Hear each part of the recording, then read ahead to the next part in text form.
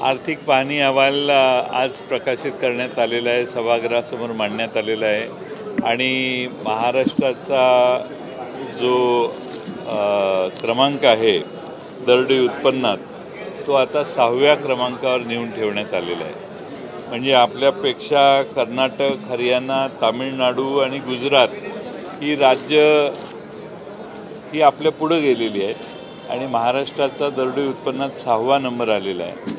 आज महाराष्ट्रात बेकारीची समस्या प्रचंड वाढलेली आहे। या राज्यामधला रोजगार बाहेर गेलेला आहे, उद्योगधंदे बाहेर गेलेले आहेत। त्याचा दुष्परिणाम या आर्थिक पाहणीत आज दिसायला लागला आहे। आम्ही 6व्या क्रमांकावर आज पोहोचलो आहे। महाराष्ट्र नेहमी पहिल्या क्रमांकावरचं राज्य होतं, पहिल्या दुसऱ्या क्रमांकावरचं राज्य आज 6व्या क्रमांकावर गेलं।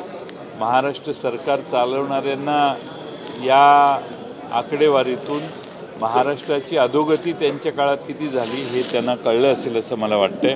महाराष्ट्राची अधोगती झाली, महाराष्ट्रातल्या तरुणांच्या, महाराष्ट्रातल्या नव्या पिढीच्या दृष्टीने ही फार मोठी घातक बाब आहे।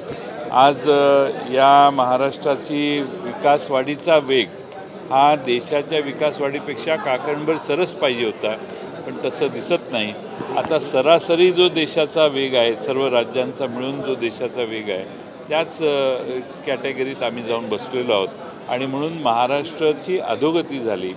या वर्षभरात या सरकारने महाराष्ट्र मागे नेलेला आहे, हे आकडेवारीवरून आता सिद्ध झालेलं आहे। आज जीडीपी सुद्धा देशाचा आणि राज्याचा एकसारखाच पाहायला मिळतो, तोच म्हणतोय ना, जीडीपी पण समान झाला आहे। आम्ही महाराष्ट्र हे पहिल्या, दुसऱ्या, तिसऱ्या क्रमांकावरचं राज्य, जेव्हा पहिली काही राज्य जास्त जीडीपी असतो त्यावेळी सरासरी देशाची ही कुठेतरी वर येते, पण महाराष्ट्राची देशाचा जीडीपी वाढवण्यात होणारी मदत देखील आता कमी झाली, कारण महाराष्ट्राचा दरडोई उत्पन्न देखील आता कमी झाले, हे या आर्थिक पाहणीत दिसलेलं आहे। सर, आजचं विधानभवनमध्ये फडणवीसांचा आणि ठाकरेंचा व्हिडिओ खूप चर्चेचा विषय झाला। ठाकरे आपले मित्रपक्ष आहेत, सहकारी आहेत, तिकडे नवीन नातं जुळेल असं वाटतं? नाही, विधानसभेमध्ये असे अनेक जण एकमेकाला भेटत असतात, एकमेकाशी व्यक्तिगत स्वरूपात चांगलं वागणं हे आपल्या महाराष्ट्राच्या संस्कृतीचा भाग आहे आणि त्यामुळं त्यातनं काही अन्वयार्थ काढणं चुकीचं आहे। दुसरं की वंचितला सोबत घेण्याबाबत आता ठाम निर्णय झालेला आहे की त्यांना सोबत घ्यायचं नाही, असं काही झालं आहे? आमची चर्चाच झालेली नाही, त्यामुळे निर्णय होण्याचा प्रश्नच नाही। आम्हाला महाराष्ट्रात जे बरोबर येतील त्या सर्वांना बरोबर घेऊन जाण्याची मानसिकता आहे, पण बरोबर येतो म्हणून ऐनवेळी बाजूला जाणं हे यावेळी होऊ नये कोणाच्या बाबतीत, अशी आमची अपेक्षा आहे। संजय राऊत म्हणतायत की महाराष्ट्रामध्ये एकीकडे संजय राऊत म्हणतात की चेहऱ्याविना महाविकास आघाडी निवडणूक लढणार, दुसरीकडे उद्धव ठाकरे म्हणतात की चेहऱ्यासोबत आपण निवडणूक लढणार।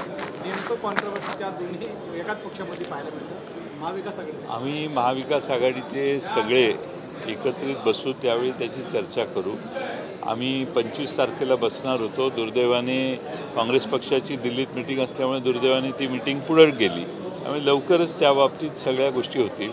आमची अपेक्षा अशी आहे की कुठल्याही घटक पक्षाने याविषयी प्रसारमाध्यमांच्यातून काही कन्वे करू नये।